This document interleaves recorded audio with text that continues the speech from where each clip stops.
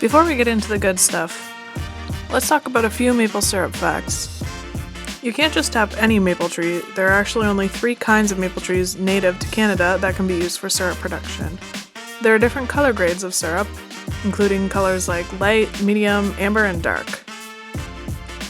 80% of the world's maple syrup comes from Canada. Someone once stole $18 million worth of syrup from a warehouse in Quebec. It takes about 40 liters of sap to make 1 liter of syrup. This stuff, whatever this stuff is not maple syrup.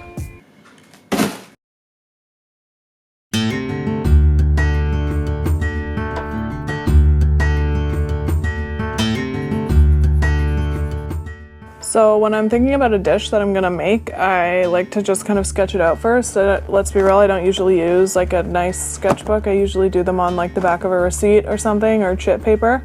But yeah, luxuries of being at home. So the maple dish that I want to do is kind of inspired by nostalgia, because I think that for a lot of Canadians, the experience of going to a sugar shack and having maple taffy that's made in the snow is a super powerful memory. So I kind of wanted to replicate that.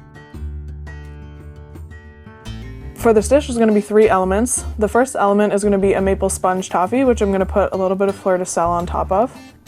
The second element is going to be just plain classic maple taffy. So that is just maple syrup cooked to 240 degrees and then rolled in the snow. We don't have any snow right now, so I'm just gonna make do with some like crushed up ice and hope it works. The third element, playing off the nostalgia theme, is I'm going to make maple cotton candy.